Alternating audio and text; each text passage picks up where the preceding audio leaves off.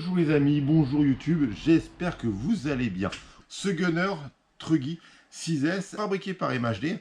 Le patron de chez MHD m'a dit, tiens, qu'est-ce que tu ferais toi comme voiture pour que ça fonctionne bien? Qu'est-ce que tu apporterais comme option? Bah moi je ferais un Truggy ou un Monster. Qu'est-ce que tu apporterais au véhicule pour que du gunner buggy, pour qu'on fasse un Truggy et que ça fonctionne bien? Donc je lui dis, l'aileron il me plaît pas sur le buggy, il faudrait mettre un nouveau aileron. Les supports en aluminium, je les voudrais plus épais. Donc on va parler de tous ces petits accessoires. Donc, on a une belle carrosserie avec des petits sliders de toit pour protéger la carrosserie. On a une petite calandre en relief qui lui donne un look super sympa au niveau de la voiture. On a une voie très large. On est sur un produit qui marche en 6S, qui peut marcher en 4S, qui peut marcher en 3S si on veut. On va faire un petit descriptif complet maintenant du véhicule. Donc la carrosserie, on a les petits supports qui c'est devenu super à la mode, chez Arma, chez Coralie, tout ça. Donc ça évite de perdre les clips. Donc on a tout à proximité du véhicule. Donc quand on déclipse le véhicule, donc là on les verrouille comme ceci, on les enlève, on peut râper, ça reste sur la carrosserie, donc on perd moins les clips. Je dis pas qu'on les perd jamais, mais on les perd moins. Donc la carrosserie est assez moderne et assez design. Elle a un look super sympa. Dessus, on a équipé de supports d'amortisseur, de tourelles d'amortisseur en 5 mm en aluminium. Donc on est vraiment sur une épaisseur assez importante. On a une barre anti-rapprochement au niveau du châssis, donc ce qu'on appelle une barre bâche, de façon à éviter que quand on prend un gros choc, que tout de suite le châssis donne trop de flex et se plie en deux. C'est un véhicule qui est conçu plus pour faire du bâche, donc des gros sauts. On va essayer de faire voir que ça puisse faire des backflips et ainsi de suite.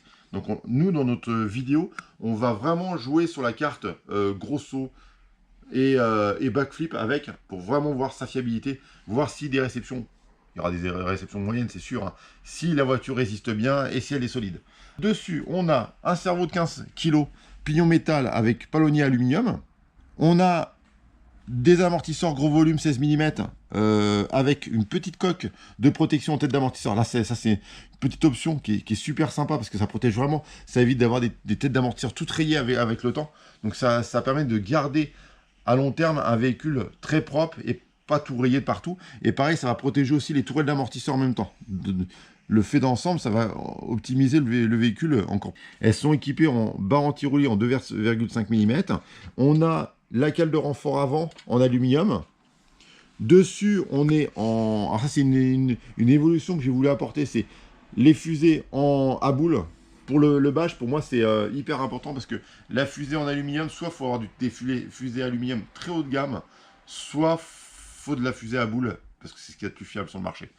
C'est vrai que c'est un peu moins directionnel que la fusée classique avec l'étrier, mais par contre, au niveau fiabilité, c'est top. On a dessus une barre d'Ackerman avec des réglages d'ancrage. On a le support d'amortisseur à tourelle avec différents réglages d'ancrage de façon pour augmenter ou réduire le grip latéral. Pareil pour l'entrée en courbe, on peut donc la voiture entièrement réglable. On a des cardans acier, homocinétique acier d'un gros diamètre. On doit être sur du 5 ou 6 mm de diamètre. Donc vraiment assez gros en diamètre. Donc ça va lui donner une grande fiabilité pour les tordes et tout ça, ça va être beaucoup plus dur. On est équipé maintenant donc, de 2 renforts plastiques traditionnels. Alors c'est pas du plastique traditionnel, hein. C'est des plastiques avec un mélange de carbone et de plastique. Donc très robuste. Dessus, il est équipé d'un support moteur réglable, couronne acier, pignon acier. On peut modifier le pignon si on veut un rapport plus court ou plus long. Dessus, on a un support moteur qui est réglable, donc on peut desserrer les 2 vis ici. Alors c'est sur 3 vis, hein. Il y a 3 vis d'ancrage pour le moteur, ce qui permet d'avoir un bon verrouillage avec monté sur glissière de façon à pouvoir régler notre écartement et pour régler notre entre-dents du moteur, ce qui est génial. On a un petit passe-câble pour éviter que les fils bougent sur le véhicule. On a un moteur de 2000 kV en 4 pôles. Obi-Wing. Donc là, c'est un vrai Obi-Wing. Il n'y a pas de...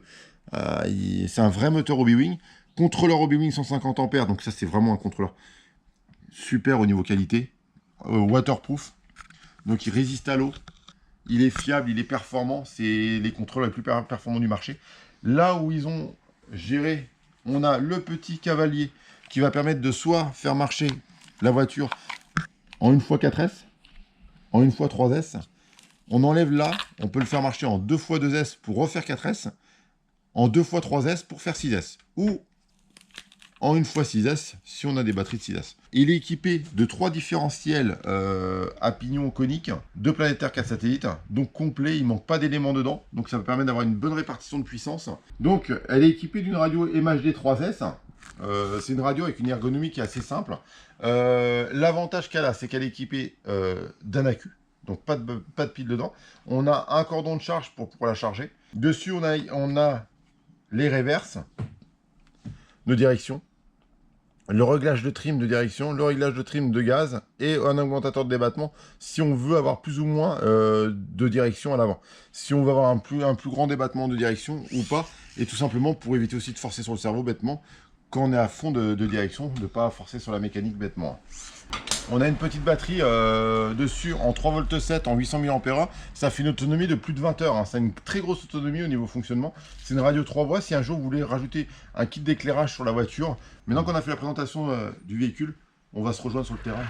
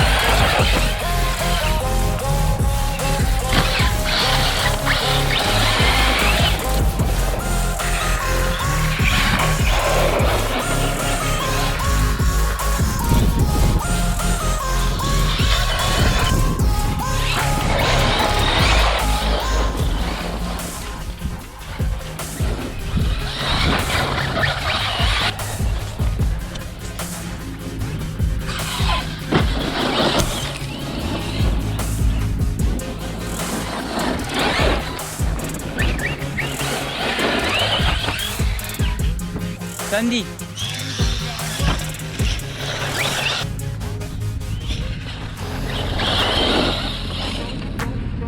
Je sais pas.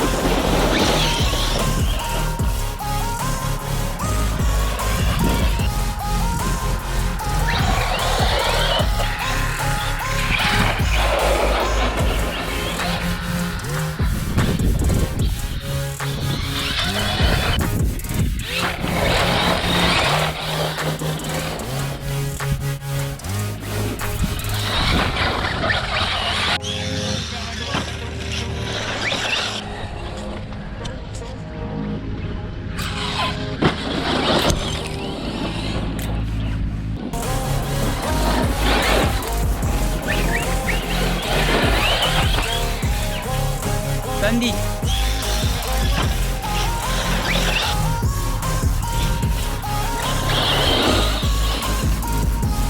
Je sais pas.